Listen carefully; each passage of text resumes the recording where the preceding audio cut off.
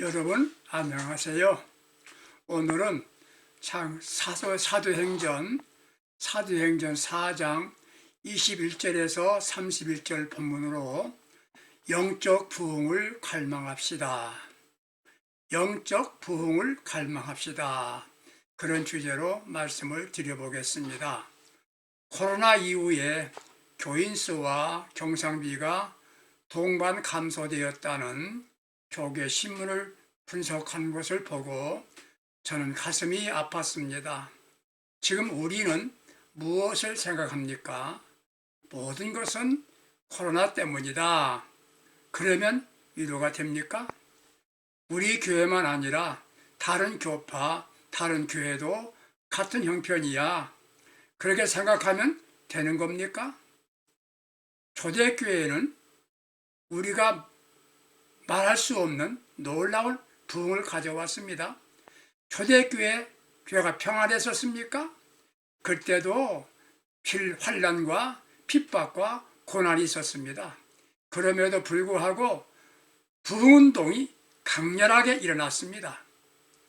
1907년 한국교회의 중요한 해였습니다.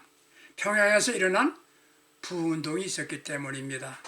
이게 한국에서 일어난 제1의 부흥운동이었다면 오늘은 제2의 부흥이 일어나야 할 때가 되었습니다.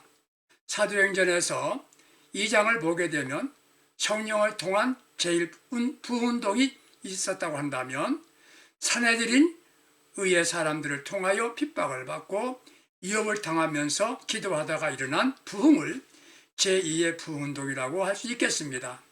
한국교회 1960년대와 70년대 초까지 엄청난 부흥이 있었습니다. 이 땅에 푸른 계절이 오게 하자 민족 복음화 전군 신자와 운동을 외치면서 개척교회 간판을 붙이면 어려운 교회를 돕는 것이 사명이라고 생각하면서 교회가 세워지기만 하면 교회는 부흥이 되었었습니다. 주님이 원하시는 것은 이 시대에 무엇이겠습니까? 영적 부흥운동입니다. 도시나 농어촌 어느 곳에서든지 부흥의 소리가 들려야 하겠습니다. 부흥은 먼저 내 심령이 살아나는 일이 있어야 부흥이 되는 것입니다. 영적 부흥입니다. 죽은 심령이 살아나야 합니다. 지도자가 살아야 합니다. 평신도 지도자들이 살아야 합니다. 그때 그리스도인 가정에 부흥이 일어나고 교회마다 부흥의 소리가 들려지게 될 것입니다. 부흥을 갈망하는 우리는 어떻게 해야 부흥이 올 수 있을까요? 지금 우리 한국교회 모든 성도들 스스로가 내 심령이 내 교회가 부흥이 되단다고 하는 부흥에 대한 갈망을 가져야 될 줄로 믿고 있습니다. 부흥의 원리는 무엇이겠습니까? 우리는 사도행전에서 찾아야 됩니다. 먼저 함께 모여야 됐습니다. 함께 모여야 합니다. 사도행전 4장 23절 사도들이 노임에 함께 모였다고 그랬습니다. 사도들은 옥에 갇혔다가 놓인 겁니다. 그들은 됐다. 집에 가서 쉬자. 좁은 공간에서 고생했는데 평안한 가정으로 돌아가고 쉽지 않았겠을까요? 육체적으로 매우 피곤했었습니다. 그럼에도 그들은 어디로 갔나요? 동료에게로 갔습니다. 그들은 모였습니다. 다른 이들을 위로하기 위함이요. 사도들은 동료에게 소식을 전하기 위해서 모였습니다. 권력자들이 위협하고 복음을 전하지 못하게 한다. 여기에 대비하여 어떻게 하면 좋을까? 이 대책을 위한 모임이었습니다. 세상에는 모임이 많습니다. 자신의 이익을 도모하기 위한 모임이지요. 정치적 모임도 있습니다. 이익을 위한 모임을 뭐라고 말합니까? 이것을 당을 만든다고 말합니다. 당이지요, 당. 이권 창출을 위한 모임, 자기 목적 달성을 위한 모임이 아니었습니다. 어떻게 하면 시련과 환난, 핍박 중에서도 복음을 바로 전할 수 있을까? 무슨 방법으로 우리가 주님을 바로 섬길 수 있을 건가? 더 효과적으로 전달하는 방법은 무엇인가? 신앙인 모임은 섬김을 위한 모임이었고 전도를 위한 모임이었습니다. 함께 모여서 위로하고 위로받는 모임이 있어야 되는 것입니다. 모임에서 상처받은 이들을 치유해 줍니다. 어떻게 모였습니까? 서로 돕기 위한 모임이었습니다.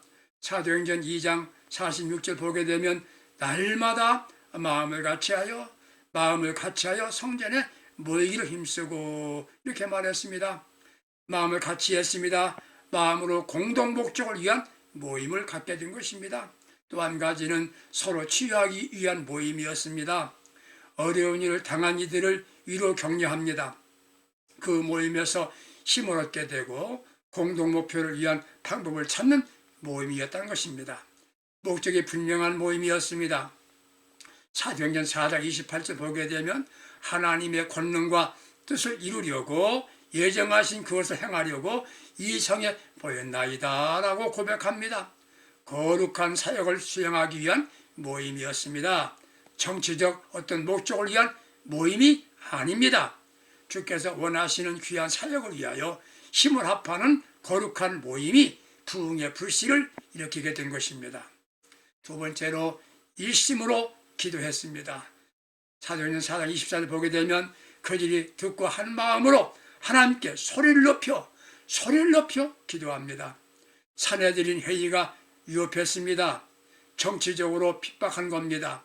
이들이 이 소식을 듣고 큰 소리로 기도한 겁니다. 문제가 생기면 방법을 찾습니다. 그가 별별 방법을 찾지만 할 게 별로 없었습니다. 삭발합니다. 데모합니다. 시위합니다. 그것이 아니었습니다. 그걸 할 방법이 아니지요. 협상도 할 수가 없습니다. 신앙인의 가장 합리적이고 최선의 방법은 무엇일까요? 기도입니다. 방법을 분석할 시간도 없습니다. 기도했습니다. 요즘 지도자들이 할 수 있는 것이 무엇이 있을까요?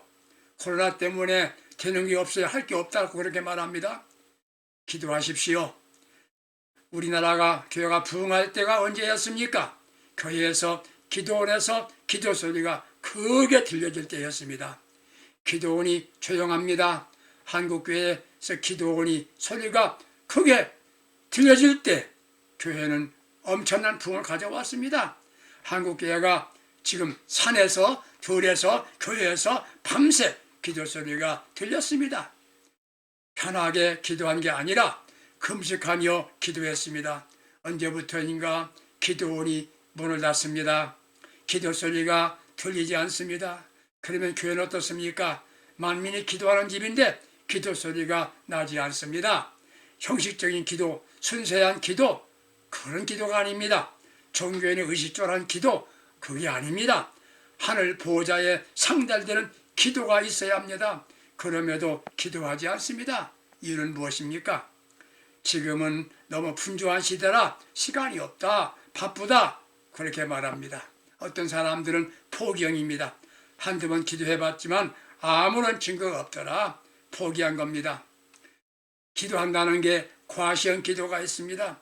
다른 이가 듣고 보는 데는 기도하는 것 같이 합니다. 실제는 기도하지 않습니다. 문제는 무지형입니다. 기도가 무엇인지 모릅니다. 우리는 기도에 대하여 바르게 알아야 됩니다. 진정 기도다운 기도하는 사람을 통하여 부흥운동이 일어나게 됩니다. 소리 높여 기도했습니다.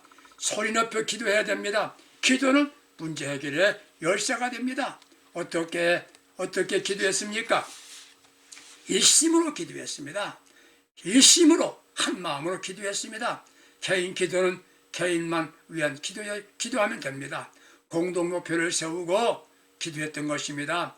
이기적인 기도가 아닙니다.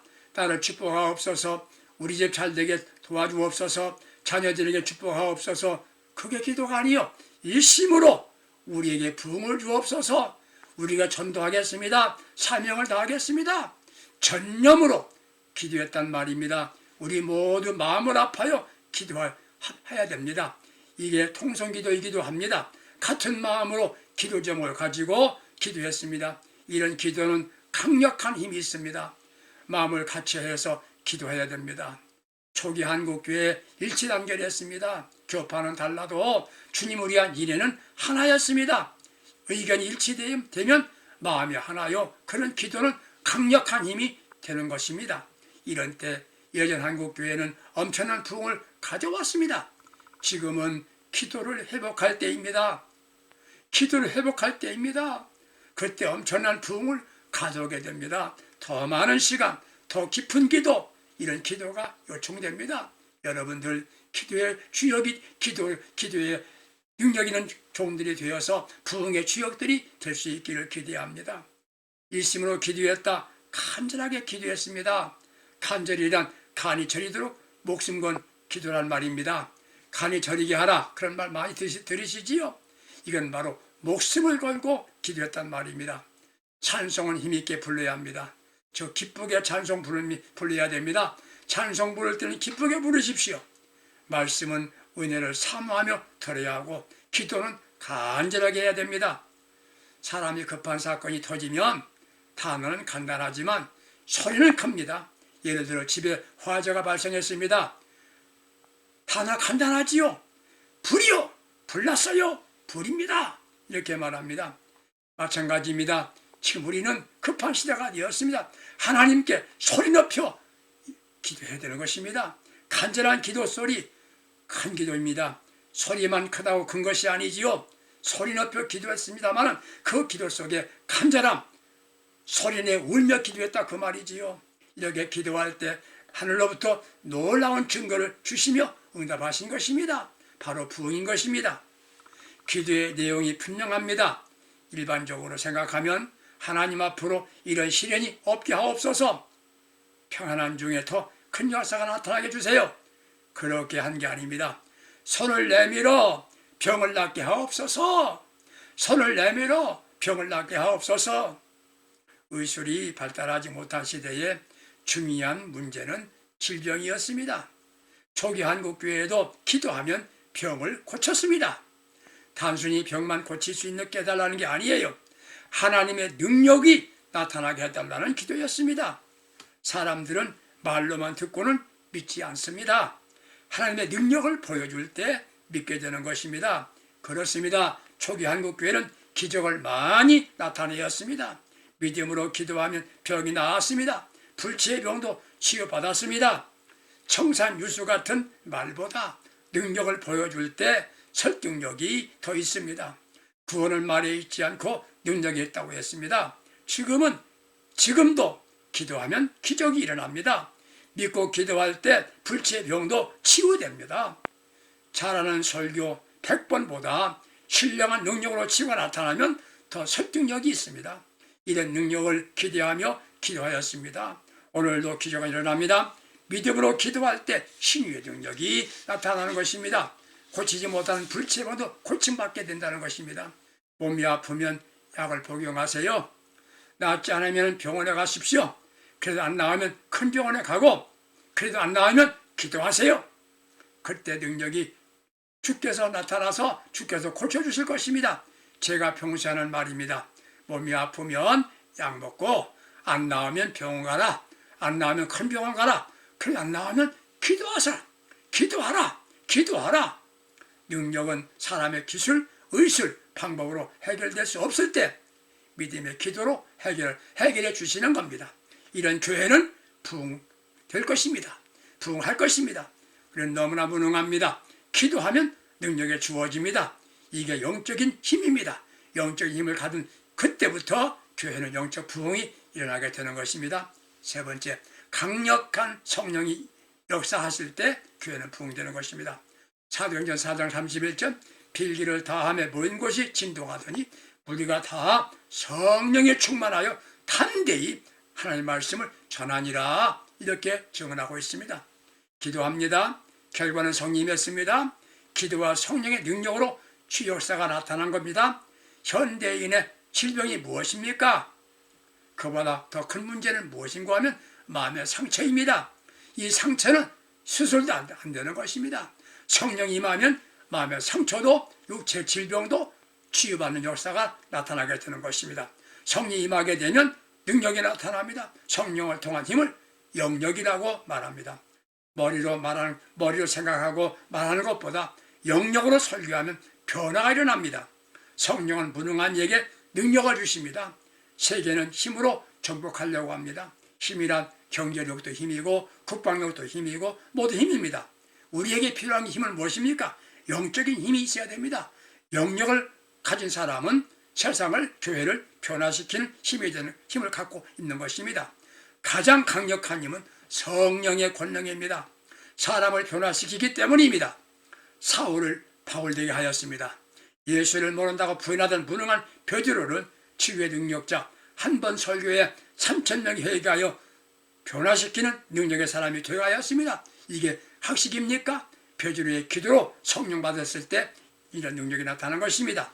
신앙의 일은 좀 더 영적이어야만 합니다. 영적 세계를 알아야 합니다. 영적 체험을 해야 됩니다. 성령 충만하면 기쁨이 넘치게 됩니다. 자신 영적으로 행복하게 됩니다. 예수께서 제자들을 3년간 가르쳤습니다. 예수께서 행하시는 기적을 보았습니다. 많이 배웠습니다. 그럼에도 제자들은 무능했습니다. 아무것도 할 수 없었습니다. 십자가에 죽으신 예수님께 대하여 할 수 있는 것은 아무것도 없었습니다. 수제자 베드로는 예수를 모른다고 부인하였습니다. 부활하신 예수님을 보고도 할 일은 없었습니다. 우리 주님은 이렇게 말씀합니다. 성령 받기를 기다려라. 예루살렘을 떠나지 말고 약속하신 기다려라. 주님의 제자들은 성령 받기를 위해서 예루살렘에 모여서 기다려서 기도했습니다. 제자들을 포함한 120명만 마가다락방에서 기도하다가 성령을 받았습니다. 그 이후에 세계를 뻗어가는 교회로 부흥시키는 역사를 일으켰던 것입니다. 애청자 여러분, 오늘과 같이 교회가 무능할 때는 없었습니다. 할 말을 못합니다. 바른 신앙인이 희귀합니다. 설교는 있는데 생명이 없습니다. 설교는 있는데 생명이 없습니다. 종교의 신자, 종교인 지도자가 많아집니다. 지금 시급한 게 강력한 성령운동입니다. 우리 모두 철저하게 회개하고 간절하게 사모하며 기도해야만 합니다. 그때 말세 약속하신 성령으로 충만하게 부어주시는 것입니다. 한국계 모든 성도들이요, 지금 성령 시대입니다. 성령 받고 부흥의 주역들이 되시기 바랍니다. 성령 충만 받은 사람과 그렇지 않은 사람과는 엄청난 차이가 있습니다. 삶이 다릅니다. 사역이 다릅니다. 신앙의 열매가 다릅니다. 신앙인들이 무엇을 배우려고 합니다. 좋습니다. 아는 것이 힘이라고 말합니다. 그런데 우리는 알고 믿고 이제 받아야 합니다. 성령 받아야 합니다. 성령 받아보세요. 기쁨이 있습니다. 능력이 임합니다. 내가 주시는 사명을 쉽게 감당할 수가 있습니다. 주님의 말세 약속은 성령입니다. 성령 받은 사역자, 성령 받은 평신도, 성령 받은 지도자, 신자들이 모인 교회는 강력한 부흥이 일어나게 될 것입니다. 여러분, 성령 받고 교회 부흥의 주역들이 될 수 있기를 주님의 이름으로 축복합니다. 마지막 이야기는 담대히 하나님의 말씀을 증거할 때, 전할 때 부흥입니다. 31절 말씀입니다. 다 성령이 충만하여 담대히 하나님의 말씀을 전하니라 그랬습니다. 주께서 우리에게 성령을 주시면 사명을 수행하라고 주신 겁니다. 그 사명이 무엇입니까? 바로 복음 전도입니다. 얼마 전까지만 해도 한국 교회는 전도하자 그런 말 했습니다. 총동원 전도운동, 개인전도 훈련 실천했습니다. 근자에는 전도라는 말을 없어졌습니다. 회사에서 사명을 잊어버린 회사원은 필요하지 않습니다. 교회는 사명이 뭡니까? 전도입니다. 전도는 주님의 부탁입니다. 명령입니다. 왜 교회가 세워져야 합니까? 전도하기 위함입니다. 개척교회는 왜 필요합니까? 개척교회는 필요합니까? 전도하려고 개척교회 세우는 겁니다. 그런데 전도하지 왜 안 나요? 왜 전도하지 않나요? 할 말이 있을 겁니다. 전도는 어렵더라. 전도해서 예수 믿지 않더라. 전도해 놓으면 다른 교회로 가더라. 할 말이 많을 겁니다. 그런데 전도하면 우리 교회는 부흥이 안 되다 한다 하더라도 주님은 기뻐하십니다. 주님의 명령이기 때문에 하는 겁니다. 하나님께서 기뻐하시기 때문에 전도하는 겁니다. 그 후에는 자연적으로 우리 교회도 부흥이 일어나게 되는 것입니다. 이 시대 가장 시급하고 중대한 건 뭡니까? 영적 부흥입니다. 애청자 여러분, 부흥의 주역이 되시기를 기대합니다. 시험, 환난, 핍박 중에도 처음 교회는 부흥운동이 일어났습니다. 우리에게 시급한 것 영적 부흥운동이에요. 모두 함께 이 부흥운동에 동참하시기 바랍니다. 새로운 계획과 준비를 같이 합시다. 강력한 기도를 시작합시다. 종이 울리지 않으면 종이 아닌 것 같이 교회가 기도하지 않으면 교회가 아니고 전도하지 않으면 교회가 아닌 것입니다. 신자는 기도할 줄 알아야 신자인 것입니다. 종교인 기도나 바리새인 같은 기도가 아니라 하나님의 능력을, 하나님의 손길을 움직이는 기도가 있어야 합니다. 더 많이, 더 깊고 더 간절하게 기도가 요청되는 시대입니다. 나 자신이 기도의 용사가 됩시다. 중요한 건 무능을 벗어내야 합니다. 능력의 사람 되기를 원하시면 말세 약속하신 성령을 충만히 받으십시다. 성령을 사모하고 회개하고 기도하여 성령 충만으로 능력 있는 그리스도인이 되기를 바랍니다. 중요한 건 가장 귀하고 큰 사명, 전도하는 사명을 위하여 앞장서 전도하시기 바랍니다. 민족 복음에 앞장서기 바랍니다. 애청자 여러분, 이 시대를 구원하는 하나님이 가장 기뻐하시는 믿음의 사람, 이 시대 부흥등의 주역이 되어 주시기를 주님의 이름으로 축복합니다. 부흥합 갈망하는 여러분들 축복받고 승리하시기 바랍니다. 감사합니다.